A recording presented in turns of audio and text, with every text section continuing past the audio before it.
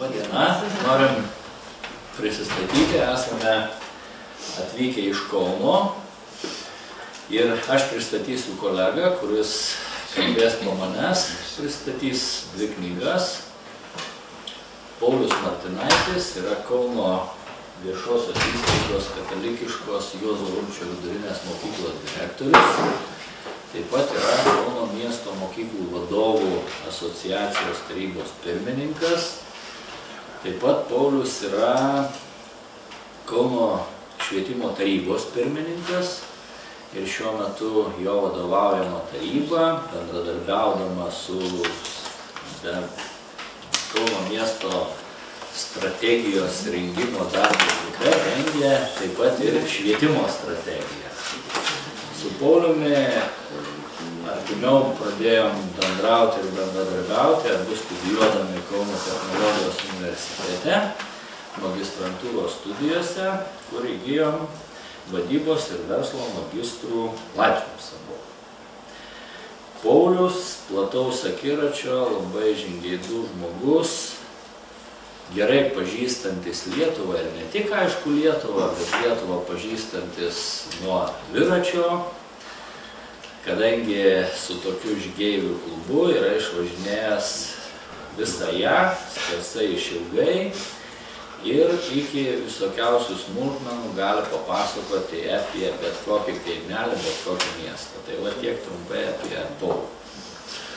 Mano bičiulis Vytas Lubauskas, kito Kauno pakraščio mokyklos direktorius Tado Ivanausko, Šilainė mūsų naujas rajonas Kauno iš tikrųjų mūsų suvedė tas toksai švietimietiškas domėjimasis viso pasaulio, kaip sakyti, mes po švietimiečio akinius žiūrime į visą tą pasaulį, tai yra toksai žingeidumas, akiračio platumas, toksai sveikas protas, sakyčiau, nes jo labai kartais pasigendame. Mes tai magistratūroje būtų ir susipažinome ir aš jį pakviečiau va čia į šitą projektą. Ir manyčiau, kad jis tikrai yra toks edukacinis lyderis ir jis su malonumu tas dvi knygas, jam papuolė labai tokios knygos vienos krypties, jis jas puikiai jum ir pristatys. Šiaip jisai skiriasi nuo manęs, nes jis yra, stipriai domisi sportu. Ne taip, prie alaus bokalo, bet rimčiau truputėlį. Tai va, jisai dėstytojavo jam Kūno kultūros akademijoje. Yra šiaip fizikos mokytojas, nors ir paskui vokiečių kalbą dar jisai studijavo ir neblogai vokiškai kalba. Ir tai atsispindi tai, kad jisai yra fanas informacinių technologijų. Tai jo mokykloje tikrai yra ką pažiūrėti, tiek kabinetuose, o dar tokia įdomybė, kuri skamba visoje Lietuvoje, tai yra jo mokykloje ta tokia automatizuota įėjimo sistema su kortelėm, buvo prieš anspaudai, kad sako, išmeta dabar visai. Tai va, pakabukai visokiai, susirinkimus tenai, nereikia sąrašų leisti ir tenai, visas mokyklos kontingentas mokinių yra kaip ant delno kompiuteryje, kada atėjo, išėjo, kada gali kas per pertraukas išeiti, tai va, jeigu domisi, kartais kaip per Lietuvą važinėjami yra susidomėjusių, tai tada galima tiesiai su juo ir pasidomėti. Dar Sigitas yra išorės auditorius, tai va, jis po Lietuvą važinėja daugiau aš, ir jeigu čia yra mokyklų dar žmonių, tai jeigu dar nebuvo išorės auditorių su mokyklose, tai gali tekti su Sigitu pakartotinai susipažinti. Tai labai malonu druskininkose būtų, man kaip žygeiviui dabar aš naršau jūsų ten tą kraštą Gardašius, kur statoma ta trasa slydžių, tai ten puščias, tas miškas, labai toksai, žinai, mano ten bičiulis labai daug medžiagos pririnkęs apie visą pokarį, tai man irgi mėla kitos kraštus atlikti. Tai va, tai tokia mūsų įžanga. Dabar žodis Sigitui aš traukiuosi. Na taip, pradžioje gal keletas pastebėjimų apie lyderystę ir lyderius. Iš ties pastaruoju metu poreikis yra lyderių ir tai yra susijęs su šito laikmečio gyvenimo tokiu neapibrėžtumu, veržlumu, nuolatinė kaita ir iššūkiais. Šiaip, aišku, visais laikais ir dabar yra tų talentingų ir gabių žmonių, gerų vadybininkų, gerų vadovų, bet negalima dėti lygybės ženklo tarp vadybininko, vadovo ir lyderio. Tai mano ir vienoje ir kitoje knygoje pristatant, Pauliaus vienoje iš tų knygų bus paryškintas tas skirtumas, to supratimo, kuo skiriasi vadyba gera nuo lyderystės. Kuo skiriasi. Tokio labai jau vienodo ir konkretaus apibrėžimo, jeigu žiūrėti kaip skirtingi autoriai, mokslininkai žiūri į lyderystę, nėra. Tačiau yra tokie bendri dalykai, kurie turėtų jums susidaryti savo supratimą, kasgi yra lyderystė. Pirmoji mano knyga, kuri va štai taip atrodo, aš jos čia neatsivežiau, bet turbūt šitame centre turėtų būti tokia knyga. Kiek žinau, visose centruose yra pristatomos knygos. Vadinasi, Tikroji kryptis, ją parašė anglas Billas George'as kartu su bendraautoriumi 3 pakopos Stanfordo universiteto verslo magistru. Pats Billas George'as ne tik šitą knygą apie lyderystę yra parašęs, ir Tikroji lyderystė yra parašęs. Tai yra ir pats buvęs lyderis, pats dirbęs stambiose kompanijose ir organizacijose, šiuo metu dirba Harvardo universitete. Ir ši knyga pristatoma jums nėra kažkokia tai teorinė, nėra kažkokia tai teorija gvildenama, yra parašyta remiantis atliktų tyrimų, apklausus interviu metodų 125 lyderius, juos taip galima būtų įvardinti. Na ir tų lyderių amžius yra nuo 23 metų iki 93 metų, tai čia būtų pirmas pastebėjimas apie lyderystė, kad lyderystė nėra kažkoks tai taškas, kažkokia vieta, kažkokia tai kėdė, kažkoks tai postas užimamas. Lyderystė tai yra tokia kelionė per tą visą gyvenimą. Lyderystė. Tai būtų procesas, tai būtų maratonas.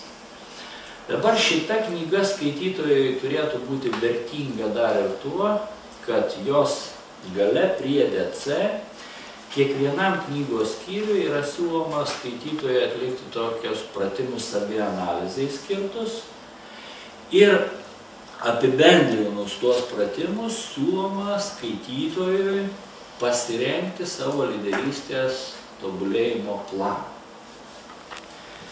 Knygoje autoriai, remdamiesi laiko patikrintų lyderių gyvenimo istorijomis, tokias dvi lyderystėje kryptis išskiria. Viena kryptis tai būtų lyderio savęs pažinimas, labai svarbus dalykas, ir teigia, kad žmogus gerai pažinęs save, tikėtina gerai galės pažinti kitus ir galės nustatyti ryšius.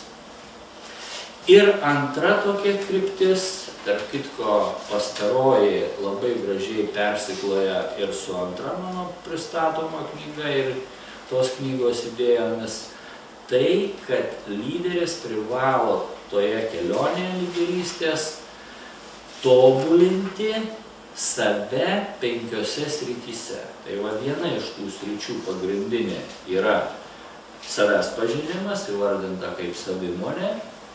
Ir kitos 4 labai svarbios tobulėjimo sritis būtų vertybės ir principai įvardinti, motyvai, palaikymo komanda ir gyvenimo pilnatvė. Ir šitie dalykai, tos tobulėjimo sritim, lyderis turi skirti dėmesį ir tobulinti save visą gyvenimą. Dabar kaip nekeista būtų, tačiau apklausti lyderiai labai akcentuoja vertybinį pagrindą savo pačių gyvenimo ir organizacijų. Kadangi iš esmės tai yra verslo organizacijos, tai truputėlį taip sunku suvokti. Verslas pats yra veržlus, verslas pats yra labai konkurencingas. Ne visada ta konkurencinė kova būna sąžininga, o čia būtent deklaruojamas tas vertybinis pagrindas. Tai irgi yra toks mane nustebinęs dalykas ir taip maloniai, aišku, nustebinęs. Na ir knygos autoriai kaip tokį simbolį, kaip tokį įvaizdį toje kelionėje lyderystės yra įvedę tokį taip vadinamą vidinį kompasą kaip tą simbolį. Ir tas vidinis kompasas turėtų lyderiui pačiam parodyti, koks jis giliai viduje yra ir leistų jam nenukrypti nuo lyderystės kelio. Kadangi kiekvieną lyderį jo lyderystės kelionėje visada bando ir gundo nukrypti nuo tos kelionės. Kadangi, lyderiai pripažinti ir titulų turi, ir atlygių turi, ir gyvenimą sutvarkę gerai turi. Tai tokių gundimų nukrypti nuo lyderystės kelio yra daug. Antra, aišku, gali ir pats lyderis kaip asmenybės šiek tiek nutolti nuo gyvenimo tikrovės, užžvaigždėti, paminti vertybės. Tai kaip tik tas kompasas, kaip ir prietaisas, rodantis kryptį į šiaurę, čia turėtų leisti susiorientuoti. Tai būtų tokia trumpa įžanga apie šitą knygą. Ir dabar mes tada pabandysime atskleisti požiūrį toje knygoje, kokia yra ta tikroji kryptis ir kaip jis siejasi su lyderystė. Tas mano minėtas interviu metodas, apklausiant tuos vadovus, susidėjo iš tokių 4 dalių ir tos dalis lyg tai ir žymėtų tą lyderystės kelionę, kadangi knygos autoriai tą lyderystės kelionę suskirsto į 3 tokius etapus ir šitoje knygoje tie etapai siejami su amžiumi. Antroje knygoje, kurią pristatysiu, irgi įvardijami 3 lyderystės tokie etapai, tačiau jie ten siejami su hierarchinė valdymo struktūra organizacijoje ir kalbama apie lyderystę žemutiniai valdymo grandy, viduriniai ir aukščiausiai valdymo grandyje.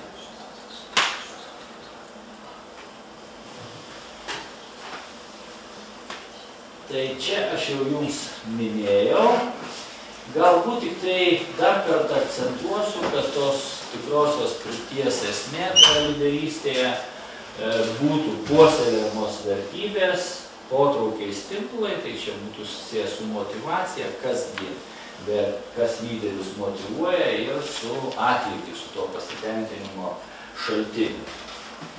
Na ir be abejonės, norint atrasti tą tikrąją kryptį, knygos autoriai teigia, kad reikia pašvęsti, reiškia, visą gyvenimą šitai veiklai. Na ir knygos autoriai kelia tokį klausimą, kaip galima būtų bandyti apibrėžti tą lyderį kaip asmenį. Vienas iš būdų arba viena iš galimybių būtų galbūt lyderiai pasižymi kažkokių tai bruožų rinkinių, kurį galima būtų įvardinti kaip etaloną ir pagal tai identifikuoti tos lyderius. Tačiau turbūt reikėtų sutikti, kad stengdamasis būti panašiu į kažką, bandydama save ugdyti pagal kažkokį tai bruožų tą sąrašą, lyderis prarastų tą savitumą ir knygos autoriai sako, kad tai nebūtų ta tikroji lyderystė. Tarp kitko ir kitoje knygoje autoriai tą patį teigia. Kiekvienas lyderis yra savitas unikalus. Jis neprivalo kitų kopijuoti. Dar daugiau. Lyderiai šalia stiprių savybių ir pusių asmenybinių turi ir silpnybių. Ir abiejose knygose teigiama, kad tas savęs pažinimas kaip tik ir būtų tų silpnųjų savybių pripažinimas, pats lyderis turi pripažinti, ir neslėpti nuo kitų. Ir tai jam net suteiktų toje lyderystėje, toje kelionėje net ir stiprybės. Tada ir kiti matytų, kad lyderis nėra kažkoks antžmogis, kažkokia tai tobulybė, kad tai yra irgi žmogus. Ir pats lyderis atitinkamai bendraudamas su kitais irgi išvelgtų juose žmonės su tam tikrais trūkumais, silpnybėmis ir galėtų geriau bendrauti. Aišku, lyderystė nesiejama nei su vadovavimo stiliais. Vadovavimo stilių lyderiai gali pasirinkti, žinoti, taikyti ir tai būtų irgi ne lyderystės požymis. Tai kasgi būtų tada lyderystė ir iš kur jie atsiranda, į ką remiasi.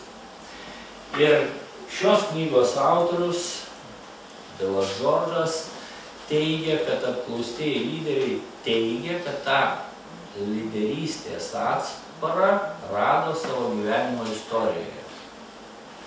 Aistra lyderystėje slypi lyderių gyvenimo istorijoje.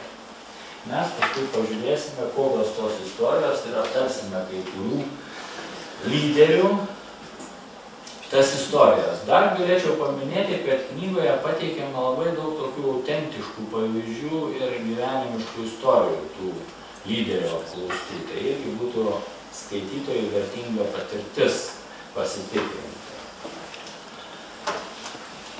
Na ir knygoje pateikiama tokia lyderystės apibrėžtis, kad tikrasis lyderis suburia žmonės bendram tikslui, tai čia būtų galbūt iš vadybos atėjęs apibrėžimas apie organizaciją ir apie vadovavimą tai organizacijai, kad organizacija siekia tam tikrų išsikeltų tikslų ir tos organizacijos vadovai turi suburti žmonės bendram tikslui. Tačiau čia praplečiama toliau dar viena tokia dimensija yra, kad tikrieji lyderiai ugdo šalia esančius žmonės, skatina vadovauti ir ugdo juos būti lyderiais.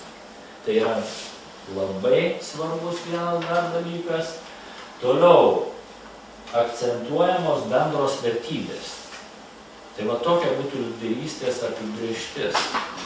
Vizija, aiškiai turėjimas, kitų skatinimas vadovauti, prisijimti lyderystę ir pagalbą parama jiems.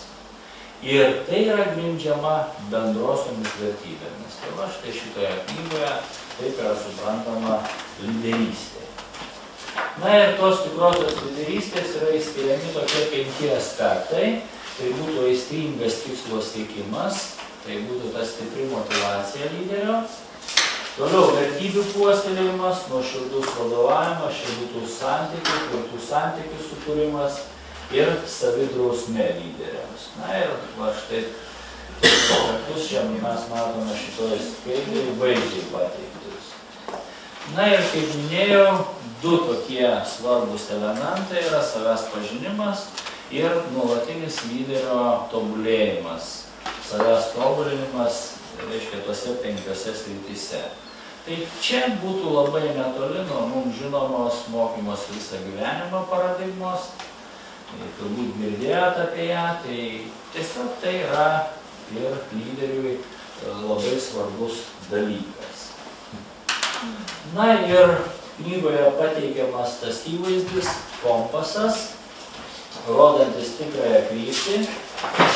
Ir, kaip minėjau, centre yra savimonė, tas savęs pažinimas, svarbiausia tobulėjimo sritis, vertybės principai, motyvai, palaikymo komanda ir gyvenimo pilnatvė. Na ir paskui, toje knygoje nuosekliai yra apžvelgiamos tos 5 tobulėjimo sritis aptariamos ir galimybės lyderiui save tobulinti.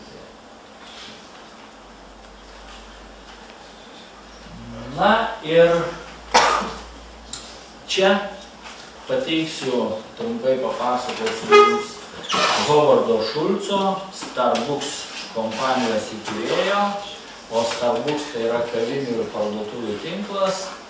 Tiek, kurie buvojote užsienyje, galbūt užkliuvo jūsų akis, Starbucks kavinės pavadinimas yra tokiame žaliame fone pateikiamas. Tai štai Hovardas Šulcas pasakoja, kur gyvenime jis atrado aistrą lyderystį savo. O jo gyvenimo, jo ta aistra lyderystės yra susijusi su tokiais išbandymais gyvenimo, kada jisai buvo paauglys, tai buvo Amerika, 1950 metai.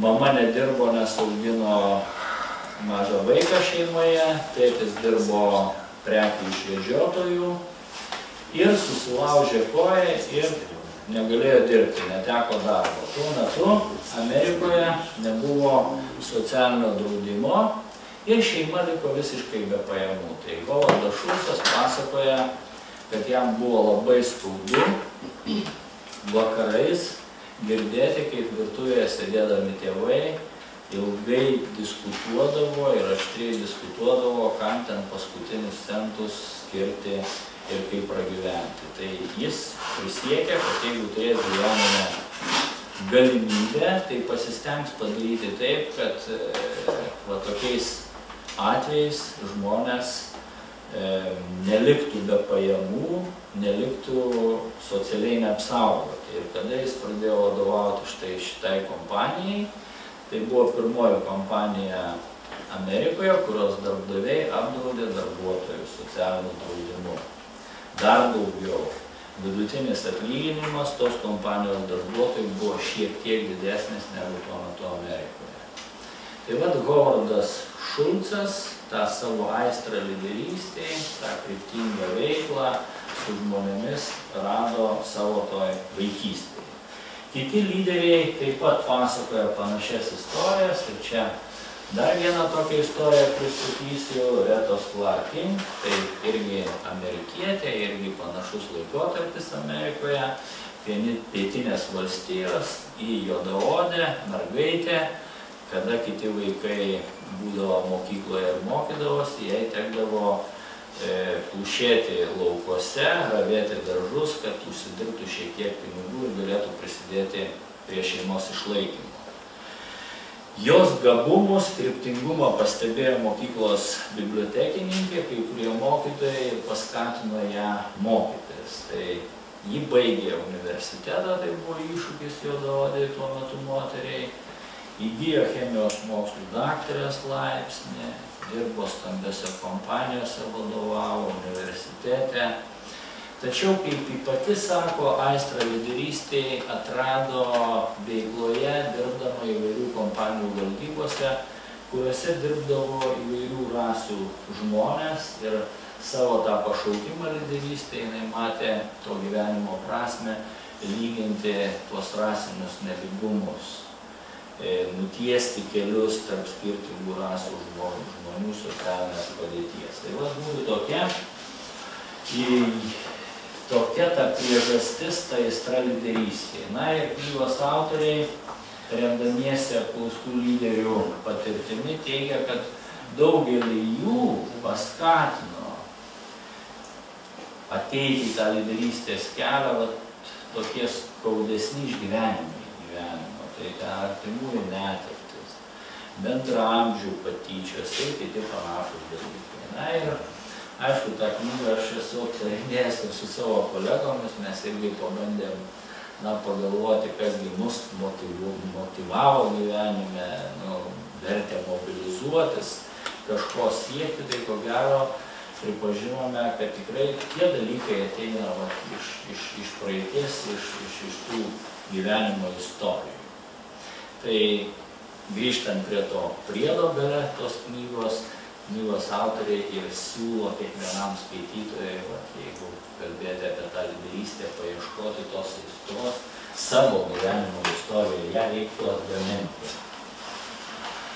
Na va, dabar kalbant apie tą lyderystės kelionę reikėtų suvokti, kad tai nėra tiesus kelias, reiškia, ten į kalną, kad ta kelionė yra vingiuota, kad ta kelionė yra su pakilimais ir nusileidimais. Tikroji lyderystės kelionė nėra sklandi, nėra gražiai surėdyta. Ir nesibaigia ten, vat, kaip teigia apklausti lyderiai, kaip jie įsivaizdavo, kur jinai galėtų baigtis. Ir štai šitoje skaidrėje mes matome knygos autorių požiūrį į tą lyderystės kelionę. Kaip minėjau, čia lyderystės ta kelionė yra suskirstyta į 3 etapus pagal amžių. Iki 30 metų tai pasirengimas lyderystėje įvardyjamas, nuo 30 iki 60 būtų vadovavimas ir nuo 60 iki 90 metų išminties ir žinių perdavimas.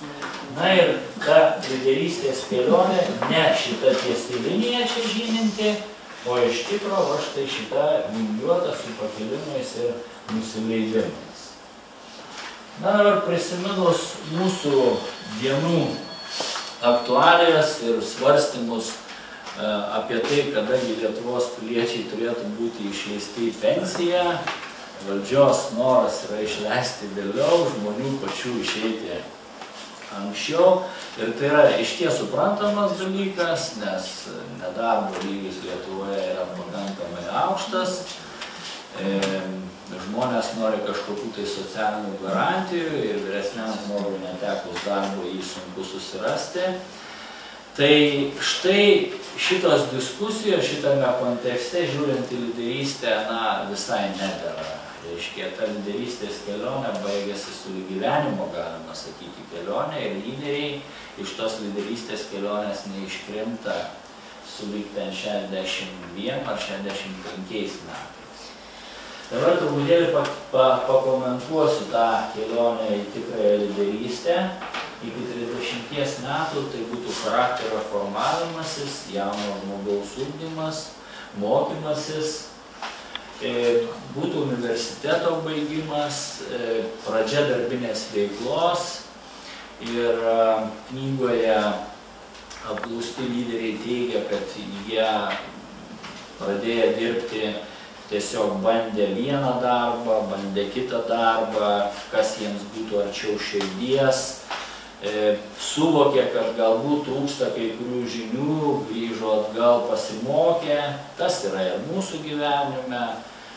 Tiesa, truputėlį irgi, sakyčiau, gal šiek tiek iškreiptai, nes paprastai baigė bakalauro studijas, dauguma galbūt vėl dėl tos galimybės darbo susiradimo tuoj pat renkasi magistro studijas, nors logika diktuotų šiek tiek kitaip, reiškia, pabandyti padirbti, tada žinoti, ko trūksta ir rinktis tas magistro studijas.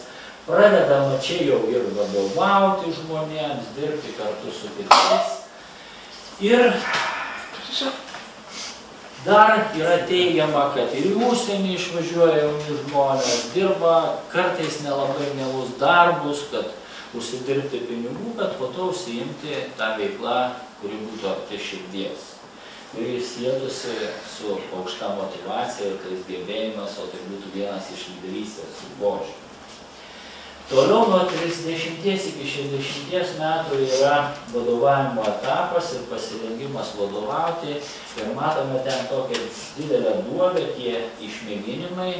Tai čia ir pirmoji šlovė tikėtina ateina lyderystės kelyje ir tikėtina pagal amžių tos skaudžios netektis. Turiu galvoje, tokio amžiaus žmonės ten atsisveikina su artimais, dalis su tėvais. Ir tai yra dideli išbandymai lyderiui, kuriuos įveikę mes matome, yra pakilimas toks įvardintas lyderystės viršūnė. Ir ta lyderystės viršūnė siejasi maždaug su 50 gyvenimo metais. Toliau pereiname į trečią etapą. Lyderiai neiškrinta iš tos lyderystės kelionės, tačiau keičiasi jų šiek tiek veikla. Tos veiklos akcentas siejasi, kad jie pradeda dirbti kitų lyderių konsultantais, ir perduoda savo patirtį nemaža dalis jų eina dirbti į universitetus ir perteikia savo kaip lyderių patirtį būsimiems vadovams, dirba su studentais. Tai štai būtų taip suvokiama kelionė į tą tikrąją lyderystę. Tačiau šita schema, tos kelionės į tikrąją lyderystę, neturi dar vieno labai svarbaus būtino elemento susijusio su lyderystės apibrėžtyje vienu svarbiu dalyku, tai yra kitų ugdymų vadovauti ir su palaikymo komanda. Tai mes dar grįšime prie šitos schemos ir įterpsime vieną elementą labai svarbu, be kurio tikroji ta lyderystės tokia kelionė, kokia čia yra atspindėta, negalėtų būti. Tai čia aš praleisiu, kadangi jums tą pristačiau ir dabar tiesiog panalizuosim keletą priežasčių ir įvardinsime tokius tipus lyderių, kodėl lyderiai išklysta iš kelio, kai prarandamas ryšys su tikrove. Tai ne tik lyderiams yra iššūkis, bet ir kai kuriems vadovams galbūt irgi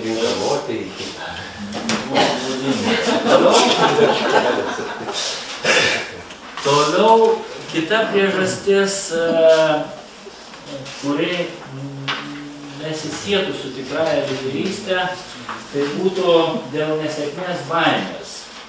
Lyderiai neturėtų grįsti savo lyderystės bijodami, kad jiems kažkas nepavyks, nepasiseks, kad jie patirs nesėkmę.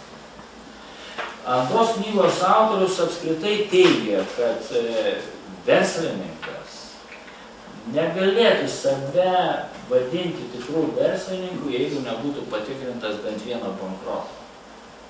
Tada išryškėtų, koks jis yra, kaip jis geba priimti tą iššūkį ir susidoroti su juo. Reiškia, lyderystė, tikri lyderiai neturėtų tos lyderystės grįsti bijodami galimos nesėkmės. Na, reikia pasakyti, kad savo gyvenimo kelyje aš turėjau, tokią vadovę, kuri tą lyderystę grindė štai tą. Viskas buvo daroma, visi buvo pastatyti, kaip sako, ant blakstienų, kad viskas būtų preciziškai gerai ir visas kolektyvas įsitempęs dirbo, to tokio džiaugsmo, tos darbinės veiklos, kūrybiškumo nebuvo tiek, kiek galėjo būti. Lygiai taip pat lyderystė tikroji neturėtų būti siejama su didelės sėkmės troškimu ir labiau su pačio lyderio sėkmės troškimu, kada tik pats lyderis rašo tos sėkmės vaisius. Ir viską daro, kad tik pasisektų. Tai irgi būtų, netikra ta lyderystė. Na ir nežiūrint to, kad lyderio didžiąją laiko dalį ir apskritai darbinės veiklos dalį užima buvimas su žmonėmis ir bendravimas su jais, gali būti ir būna taip, kad tie lyderiai būna vieniši. Jie neturi tinkamų ryšių su savo komanda ir tai yra viena irgi iš tų priežasčių nesėkmingos lyderystės. Tai įvardinus šituos dalykus, tuos paklydimus, apklausti lyderiai suskirstė tokius 5 tipus. Reiškia, tų netikrųjų lyderių arba tų lyderių, kurie išklydo iš kelio. Tai pirmasis tipas būtų apsišaukėliai, tai yra tie, kurie nepažįsta gerai savęs, pervertina save, nepriima savęs su savo silpnybėmis. Taip galima būtų pasakyti. Ir aišku, tokia pat problematika yra susijusi ir su žmonėmis, su kuriais jie dirba. Antras tipas būtų racionalizatoriai. Tai yra tie lyderiai, kurie pritaiko vertybės prie aplinkybių. Tai yra netikros vertybės, pamina jas. Kada iškyla kažkokia dilema priimti sprendimą pasielgti, vadovaujasi ne pagal savo vertybės, o jas nustumia į šoną ir pasielgia taip, kaip geriau, patogiau būtų ar kažkam tai reikėtų. Jie yra įvardinami kaip racionalizatoriai.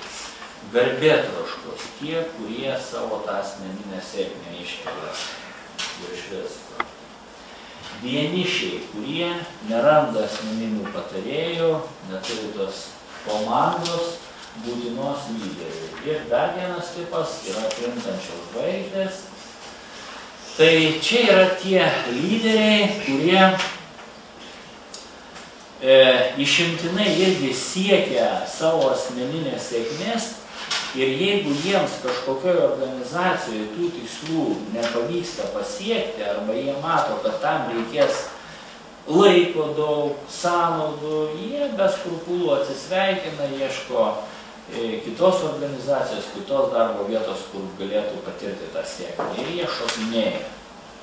Na ir, aišku, visada ateis toks momentas, kada jie bus demaskuoti, įvardinti, kokie jie yra ir kodėl jie pavadinti krintančiam žvaigždėm ir bus nuleisti žemyn ir nukris.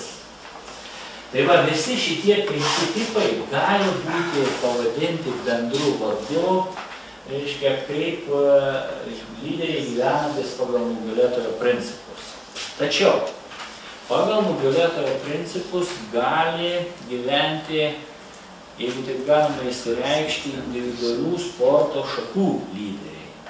Tai ten, kur reikalinga ir aiškiai yra individuali raiška, tokia sritis kaip aktorių, sportininkų būtų, ten muzikantų, jie gali gyventi pagal nugalėtojo principus. Tačiau, kada kalbam apie lyderį, dirbantį organizacijoje kartu su kitais žmonėmis, tai suprantame kaip komandinį sportą, o ten jau negalėtų, reiškia, jie grįsti savo lyderystę tokiais principais. Va, na ir labai svarbu, kad lyderis turi duoti komandai tiek, kiek gauna iš jos. Rūpintis ne vien savo šlove, ne vien savo sėkme. Na ir iš čia galima daryti tokią išvadą, kad tikrajame lyderystės kelyje turi ateiti toks momentas, kuris čia įvardintas kaip virsmas iš aš į mes, kada lyderis tapatinasi su komanda, su organizacija ir netgi bendraujant kalboje pereina nuo to įvardžio, ne aš padariau, mes padarėme, ne aš pasiekiau, mes pasiekėm, ne mano nuopelnas, tai yra mūsų nuopelnas. Va, kada jisai sąmoningai atsisako viską totaliai kontroliuoti, kada jis pasitikė komandą, leidžia jai veikti. Na va, ir dabar turime tą intarpą, apie kurį aš jums minėjau, virsmas iš aš į mes. Kaip matote, jis turėtų įvykti iki lyderystės viršūnės, todėl galima daryti tokią prielaidą, kad tie lyderiai, kurie to nepatiria, jie iš tikro turėtų ir nepasiekti tos lyderystės viršūnės, ir nebūtų to tęsinio tos kelionės. Na ir dabar knygoje toliau nagrinėjamos tos 5 sritis, penkios tobulėjimo sritis. Atkreipčiau dėmesį, kalbėdamas apie motyvus, kad lyderiai turi gebėti derinti vidinius išorinius motyvus. Na, apie vertybės aš jau kalbėjau, apie palaikymo komandą taip pat, apie savimonę taip pat. Na ir dar viena labai svarbi tokia sritis, tiesiog iššūkis lyderiams, yra įvardinta ta sritis kaip gyvenimo pilnatvė. Lyderiai turi gebėti derinti įvairias gyvenimo sritis. Asmeninį, profesinį, šeimyninį gyvenimą, draugai, bendruomenė. Va šitie dalykai turėtų dėrėti. Na ir toliau apžvelgsime tas 5 tobulėjimo sritis. Ir pirmoji yra to tikrojo aš pažinimas. Pažinti žmogui save yra iššūkis tęsiantis, besitęsiantis, va pasižiūrėkite, ne 6 amžiuje prieš Kristų, užrašas Delfų šventyklos sienos Graikijoje, pažink save. Tas iššūkis iki dabar yra aktualus žmogui. Na ir galiu pasakyti, pasiremdamas ir asmeninę patirtim, ir čia nieko naujo nepasakysiu, kiekvienas jūsų, jeigu paanalizuotumėte ir apmastytumėte savo gyvenimą, žmogus stengiasi tiesiog pateisinti savo netinkamus poelgius, galbūt nuostatas, galbūt tiesiog suvokia, kada jisai pasielgia ne taip. Sąžinė jam sako vieną, o žmogus bando to nepriimti ir parodyti save geresnėje šviesoje, negu iš tikro yra. Tai čia tas pažinimas tikrojo savęs aš ir yra susijęs su tuo pripažinimu, koksgi esate jūs iš tikrųjų, nedailinant ir nenuslepiant. Ir ypač pabrėžiu, akcentuojant tas silpnybės ir jas pripažįstant ir neslepiant nuo kitų. Na ir vienas labai svarbus dalykas lyderystės kelyje ir savęs pažinimo kelyje yra tas suvokimas, kad lyderiui kur kas yra svarbesnis taip vadinamas emocinis koeficientas negu intelekto koeficientas. Vienas iš tokių žymių lyderių, matote, kompanijos generalinis direktorius Vikas Kovacevičius, netgi teigia jo supratimu, kad yra atvirkštinė priklausomybė tarp itin aukšto intelekto koeficiento ir lyderystės. Lyderis nebūtinai turi būti ypatingai protingas, gabus ir turėti ten labai gilių žinių kažkokioj srity, netgi toj, kurioje jisai dirba. Tų žinių turi turėti kiti, bet lyderis turi gebėti turėti viziją, apjungti žmonės tos vizijos įgyvendinimui, nukreipti juos, organizuoti jų veiklą, o tai jau yra santykiai ir bendravimas, tai yra tas emocinis koeficientas. Dabar, kodėl svarbu pažinti save, galima užduoti tą klausimą, ir čia yra pateikiami tokie pastebėjimai. Pažinęs save, lyderis gali pasirinkti tinkamą elgesio modelį ir būti laisvas. Kada pripažįsti, koks tu esi iš tikrųjų, tau nereikia nei meilikauti, nei atrodyti geresniam, negu tu esi iš tikrųjų ir vaidinti. Tu laisvas, neįsitempęs, bendraudamas, bet kur būdamas. Toliau tai suteikia ir pasitikėjimą tuo pačiu. Visur, ir darbe, ir kitur. Ir jaučiasi lyderis tada puikiai. Tai yra labai svarbu ir tiems, kas dirba su lyderiu, nes tuomet galima teikti, kad toks lyderis, gerai pažįstantis save, jisai bus nuoseklus, o tai reiškia tam tikrą prasme prognozuojamas. Kad ne susidurs aplinka su lyderio kažkokio akibrokštu, žinos, kaip jis vertina, kokius jisai sprendimus priima, kaip galų galiais priima sprendimus. Ir tai jis darytų vienodai, o ne taip, kad vieną kartą reikia, kitą kartą ten tyliai ar panašiai. Toliau ryšio su kitais užmezgimas, kada gerai save pažįsti, tada geriau suvoki ir kitus ir supranti juos. Ir jų problemas gali suvokti. Na ir aišku, gerai pažindamas save, tu tiesiog žinai savo silpnasias puses ir gali bandyti kažką tai tobulinti, įgyti papildomus įgūdžius. O štai kodėl yra labai svarbu pažinti save. Na ir savęs pažinimui knygoje yra pateikiamas toks svogūno sluoksnių metodas. Reiškia, jo idėja būtų tų svogūno sluoksnių lupimu ir artėjimu prie tikrosios esybės, kuris slypi giliai viduje yra slepiama. Tai svogūno išoriniai sluoksniai yra šiurkštus ir kieti, vidiniai sluoksniai yra trapesni. Ir po jais slepiami tie dalykai, kurių kiekvienas žmogus nenori pateikti apie save. Tai idėja tokia būtų vis tik tos sluoksnius palukštenti ir nueiti iki tikrojo aš. Turbūt visi sutiksime kad išvaizdą mes galime pamodeliuoti ir pateikti atitinkamai, ir pasislėpti, pasirinkti vadovavimo stilių, ar madinga, ar tinkama ten, tarkime. Toliau kūno kalba, drabužiai, toliau jau slypi tokie dalykai, kuriuos truputėlį kiekvienas slepia. Tai poreikiai, troškimai. Aplinkai labai svarbu vis tik ir pačio lyderio motyvacija, jo nuostatos. Stipriosios savybės, trūkumai, vertybės, motyvai, gyvenimo sampratas, silpnybės. Kiekvienas žmogus turi kažkokių fobijų, kažkokių baimių, nes kiekvienas nori būti saugus, nori tos prognozuojamos ateities.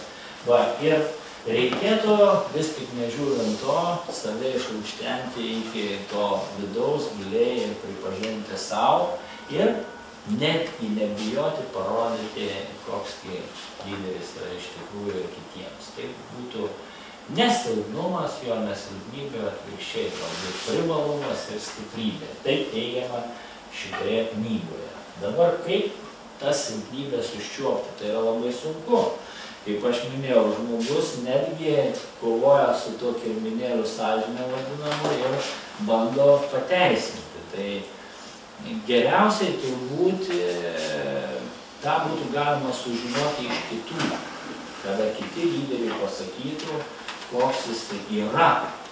Tai yra, lyderiai reikėtų kažkokiu būdu užsitikrinti grįžtamąjį ryšį. Bet su to grįžtamuoju ryšiu yra sunku, kasgi lyderiui į akis pasakys viešai, ką jis blogai daro, kokie bruožai jo tam būdo yra negeri ir panašūs dalykai. Tai truputėlį vėliau matysime, kas galėtų būti tie asmenys ar asmenų grupės, kurios galėtų duoti lyderiui tą grįžtamąjį ryšį. Kitas elementas būtų pačio lyderio savo veiklos asmenybės apmąstymai ir savistaba. Analizė, savianalizė reikėtų lyderiui užsiimti. Ir prie to grįžtamojo ryšio mes ir prie tų žmonių dar grįšime vėliau, kada kalbėsime apie palaikymo komandą. Dabar apie vertybės, vadovavimo principus ir etiką. Tai yra irgi antras sritis lyderio tobulėjimo, yra labai svarbi. Ir tai vertybės yra tos tikrosios krypties pagrindas. Dabar ir vienoje ir kitoje knygoje kalbama apie vertybės, tačiau ten nerasime vertybių sąrašo. Nors galbūt labai norėtume, kad mums kažkas parašytų, koks turėtų būti to lyderio, kokios vertybės tos svarbios ir koks turėtų būti vertybių sąrašas. Atvirkščiai, ir vienoje ir kitoje knygoje teigiama, pats lyderis turi pasirinkti ir susidaryti savo vertybių sąrašą. Tai nereikštų, kad reikia jas susirašyti kažkur, tai nebūtinai. Jas gali suvokti, turėti galvoje, ten širdį, bet įsivardinti savo reikėtų. Ir aišku, kalbant apie vadovavimo principus, reikėtų juos pasirinkti, atsižvelgiant į tas vertybės, kurios yra svarbios. Dar daugiau lyderis dirba su organizacija, reikėtų perkelti tas vertybės ir į organizaciją. Reikėtų ir organizacijos apsibrėžti tas vertybės. Ir dar labai yra svarbu tos etinės ribos pačio lyderio veiklos ir net organizacijos galima būtų pasakyti. Ir va čia, kaip matote, tiesiog pakartota tai, ką aš prieš tai minėjau, nėra vertybių sąrašo. Čia tiesiog parašyta jums svarbus dalykai. Kiekvienas turėtų savo apsibrėžti. Dabar apie etinės ribas knygoje pateikiamas toks pavyzdys apie jauną Amerikos kariškį, kuris sužinojo, kad bus nuskraidintas į karo veiksmų zoną. Ir jis abejodamas savo tų vertybių sąrašų laikomų čia, jis susirašė ant lapelio, ko nuvykęs į karo veiksmų zoną nedarys jokiomis sąlygomis. Ir kada jam iškildavo dilema, kaip pasielgti, jis netgi pasitikrindavo, ar neperžengs va štai šitų etinių ribų savo nusistatytų, nedarys to. Knygoje siūlomas dar vienas įdomus metodas, pavadintas laikraščio New York Times, reiškia tokių principų pasitikrinimo savo etinių ribų. Prieš ką nors darant lyderiui siūloma, ar priimant sprendimus, motyvuojant, bendraujant, ar ten aptariant, ar rengiant kažkokį tai veiksmų planą, pagalvoti, kaip tas atrodytų, jeigu būtų išspausdinta didelių tiražų leidžiamo laikraščio pirmame puslapyje. Kaip jūs atrodytumėte? Reiškia, jeigu būtų parašyta Lietuvos Ryto pirmame puslapyje, kaip jūs ten, kaip lyderis, sprendėte kažką, argumentavote, bendravote su žmonėmis ar elgėtės.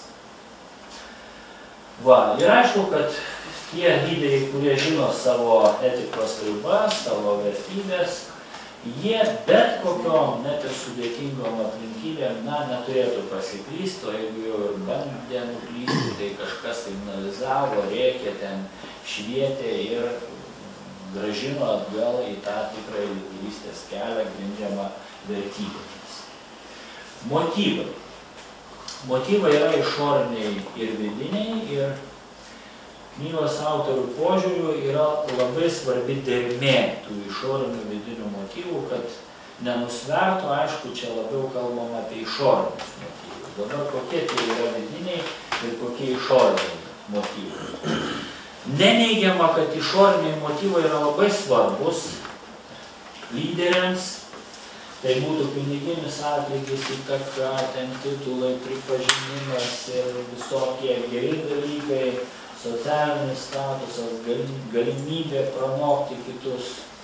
Tačiau labai svarbus lyderystėje yra vidiniai motyvai, susijęti su asmeniniu tobulėjimu, su santykiais su žmonėmis, su gebėjimu su jais kažką tai nuveikti, duoti pasauliui kažką gero, pakeisti jį.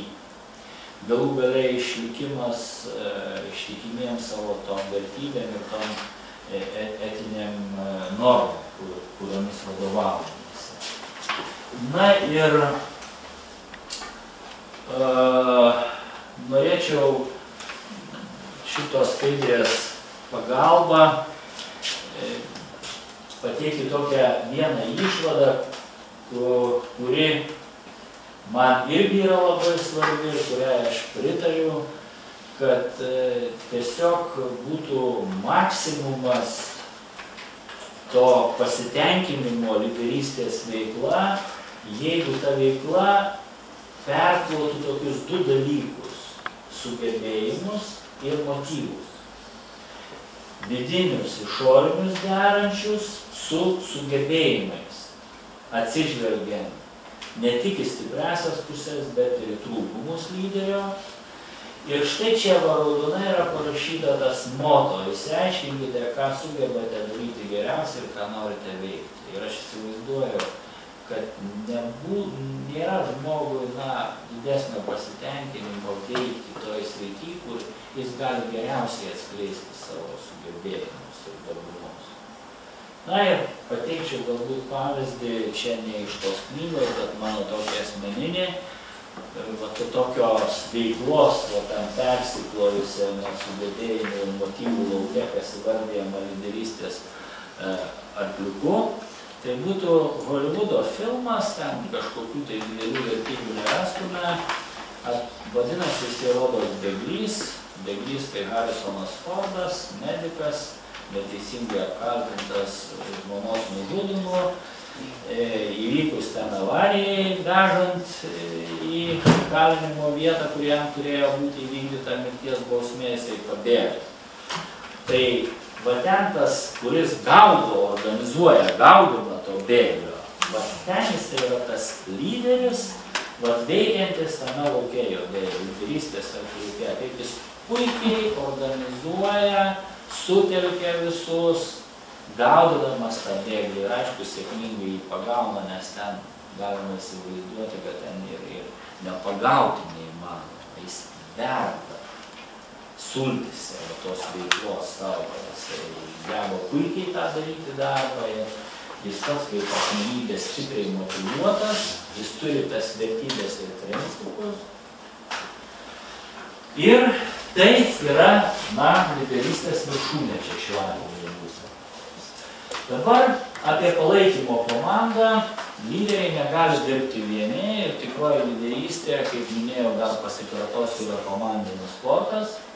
Ir aišku, kad lyderiams reikia palaikymo ir reikalinga ta palaikymo komanda. Bet dar kartą akcentuoju tą pagrindinę mintį, lyderiui reikalinga palaikymo komanda, lyderis turi irgi duoti tai palaikymo komandai. Tai yra abipusis ryšys. Dabar kaip suburti tą asmeninę palaikymo komandą arba kas jį būtų ir koks būtų tas grįžtamasis ryšys savęs pažinime. Na čia, nežinau, kaip jūs tą suvokiate, sutuoktinis, bet aš galvoju, kad pripažinsite, kad lyderiui pasakyti tiesiai į akis, koks jis iš tikrųjų yra, pirmiausiai gali va štai šitas žmogus. Bus ir kitų žmonių. Net galiu pagal savo pavyzdį pasakyti, vis tiek bandai ir viešai ir garsiai pateisinti ten savo kažkokius sprendimus darbe ar pasielgimus, tai labai greitai tave pastato į vietą ir nusodina.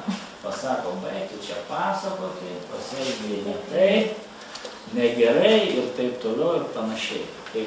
Bet asmuo, iš kurio gaunamas tas grįžtamasis tikras ryšys. Toliau tai gali būti kiti šeimos nariai, žiūrint, kokie ten yra santykiai, tarkim, ten tėtis su dukra, geriau bendrauja ir tas emocinis ryšys yra didesnis, tarkim, negu su žmona kažkokiame tai gyvenimo etape ar atvirkščiai. Toliau tikri patarėjai. Tikri patarėjai, tie, kurie irgi nebijo lyderiui pasakyti objektyvią tiesą. Tarp kitko yra iššūkis patarėjams teikti lyderiui objektyvią informaciją, nes kaip būna, paprastai stengiasi pataikauti, sušvelninti, nutylėti, pateikti šiek tiek ne taip, kaip yra. Toliau yra artimi bičiuliai. Tai yra bičiulių ratas, galbūt tie bičiuliai ten iš jaunystės, iš vaikystės. Jie irgi gali lyderiui drąsiai pasakyti viską, jie ties koks jis yra iš tikro. Toliau asmeninė palaikymo grupė suburta arba, tarkim, profesinė paramos grupė, kada bendraujama pagal profesijos požymį. Knygoje yra pateikiamas toks pavyzdys, kada kažkokiu būdu keli jauni vadovai prieš tai studijavę kartu tiesiog sutarė trečiadienį 9 valandą kiekvieną savaitę susitikti ir aptarti darbo reikalus ir pasikeisti nuomonę. Ir jie laikosi šito susitarimo, kiekvieną trečiadienį 1 valandą skiria šitiems pokalbėms ir aptarimams. Tikėtina, kad ten irgi gaunama ta tikroji grįžtamoji informacija apie veiklą ir apie sprendimus. Na ir toliau gyvenimo pilnatvė susijusi su iššūkiu lyderiui neprapulti vien darbe, netapti to tokiu darboholiku, nebematyti nieko. O lyderis turėtų gebėti derinti visas gyvenimo sritis, o tos gyvenimo sritis yra pavaizduotos kaip tokie kibirai keturi, ir jie turėtų būti vienodai pripildyti šitie kibirai. Aišku, knygoje teigiama, gal kažkokiame tai gyvenimo etape kažkurie tai kibirai bus daugiau pripildyti negu kiti, tai yra kai kurios tos gyvenimo sritis labiau dominuos, kitos mažiau. Tačiau tikrosios lyderystės kelyje, tikriesiems lyderiams reikėtų sugebėti va štai šitos dalykus suderinti. Asmeninis gyvenimas susijęs su lyderio pomėgiais, hobiu. Jis turėtų skirti tam laiko, rasti savo darbotvarkėje. Šeima turėtų suprasti. Kadangi aš esu vyras, tai žinau, kad moteris nelabai toleruoja, kada šeimoje vyrai turi kažkokį hobį arba pomėgį. Su tuo tie pomėgiai kokie gali būti ten, koks sportas, jaunesni, žvejyba, medžioklė. Na, ten visokių būna ir atsipalaidavimo ir atsiranda draudimų, bet reikėtų suvokti, kad tai yra svarbi gyvenimo sritis ir nereikėtų drausti. Toliau šeimyninis gyvenimas, irgi lyderiai turi skirti dėmesį šeimyniniam gyvenimui. Tarkim, jei vyras yra lyderis, tai nereikėtų tų visų problemų šeimos gyvenimą numesti mamai, žmonai. Ir knygoje pateikiamas toks vienas pavyzdys. Šeimoje du lyderiai, ir žmona ir vyras, ir jiems, aišku, yra iššūkis tas šeimyninis gyvenimas, ir ten pateikiamas pavyzdys, kai jie suderina atostogas kartu, augina 4 vaikus, tarp kitko turtingi žmonės leido savo vaikų daugiau turėti, ir atostogauja su kiekvienu vaiku po savaitę atskirai, 3. Nežiūrint to didelio užimtumo, tos veiklos, supranta svarbą atsakomybę prieš vaikus. Toliau profesinis gyvenimas, labiau akcentuojamas bendravimas pagal profesijos tą požymį, dalymasis patirtimi, patarimais, sprendimų priėmimais. Na, o bendruomeniai draugai turime tai, kad ir lyderiai turėtų veikti kažkokiose tai bendruomenėse, kažkokiose organizacijose. Akcentuojamas religinis gyvenimas, juos pristatymą. Gal turėtume klausimų? Gal lietuviai turėtume tokią šeimos sampratą. Stengiamės daryti tai, kad mūsų vaikai nepatirtų to, ką patyrėme mes. Gyvenom sunkesniais laikais, pokario metų karta augino mus, sakykime, mūsų kartos vaikus, bet nedaug dėlė, kad mes, reiškia, nepavalgę būtumėm, jau ten paskutinį kąsnį tėvai atiduos ir visą kitą, kad jau vaikai. Paskui, sakykime, jau ten mes auginam vaikus. Irgi stengiamės, kad jiems viskas būtų gerai, kad jau nepatirtų stresų. Tai gal nėra labai gerai, kaip jūs sakote, kad... Bet čia yra jau kultūrų tie skirtumai, o čia jūs labai gerai pastebėjote. Teisingai, čia yra kultūrų dalykai. Reiškia, pažiūrėkime mes į Lietuvą. Pažįstam, kaip šeima, mama bestališkai rūpinasi savo vaikais, kad jie visko netrūktų, ten paskutinį kąsnį. Aš kodėl šeimoje gyvenau pokarį, sunku, tenai tėvas Sibirė, ta mano mama tikrai šventoji buvo, kaip aš jau dabar 100 metų bus, už kelių dienų tenai, mirus, aš žinau. Tai va, bet kai atsirado tokie kardinalūs dalykai, pavyzdžiui, suprantate, tenai, visam tam gerbūviui mūsų trūkdė tėvo buvimas Sibirė. Bet tėvo buvimas Sibirė tai buvo šventas dalykas šeimoje, suprantate. Jo, įmobilizuoja, jo atsiusti ten tie pasveikinimai, man tenai ant garžo tošės, tenai, tai buvo tiesiog kaip šventas paveikslas, suprantate, yra. O paskui, jeigu logiškai galvojant, tai tėvas Sibirė įstrūkdo tai mamai prižiūrėti savo 2 sūnus. Ir jį vargšė mokytoja, megzdavo megztinius ten per naktį, suprantate, tenai. Bet šitas antstatas yra, nekvestionuojamas. Tai yra vertybinis antstatas. Tai tokių šeimų. Ir manot, daug galima būtų tokių pateikti pavyzdžių, kada ir pats asmeniškai galbūt ir tas aprūpintas vaikas ar pakankamai aprūpintas irgi jo paties gyvenimo ta istorija įverčia kažkokius kitokius sprendimus. Iškrenta, tarkim, iš mokymosi. Daug yra pavyzdžių. Ir grįžta į mokymąsi ir gana sėkmingai mokosi, nes pats jau suvokia, kad jam to reikia. Jau jo asmeninė ta patirtis. Teisingai, mokyklose kokie puikus yra mokiniai, kurie vos neiškrito iš mokyklos arba iškrito tenai ir paskui jie sugrįžo, jau ten praėjo tą gyvenimo tokią mokyklėlę. Dar grubesnį pavyzdį galiu pasakyti, čia ne mano asmeninis pastebėjimas, bet kolegų, kurie neatsidžiaugia valytojomis, atėjusiomis dirbti į mokyklą iš kokios Maksimos. fantastiškai dirba. Tie žmonės patikrinti kitokios patirties, jau kitoks požiūris. Mano pati puikiausia valytoja yra atėjusi iš Vadargį. Prašau. Pakas apie vadovavimo stilius. Ar šioje knygoje jie yra taip griežtai paskirstyti, ar tai yra tiesiog, kad stiliai gali būti įvairūs, priklauso nuo situacijos, kažkokio vieno yra daugiau, ar ne?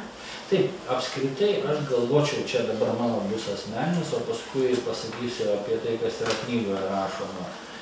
Vadovas gerai turėtų žinoti tos vadovavimo stilius. Vienas iš jų vadovavimas atsižvelgiant į aplinkybės, va Paulius jums pristatinės ten bruožų teoriją. Bus įvairios. Šitoje knygoje nekeliamas tikslas pristatyti visus įmanomus vadovavimo stilius. Iškeliama idėja tik tai, kad lyderis turėtų atrasti tą savitą vadovavimo stilių arba tų stilių rinkinį, aš taip noriu.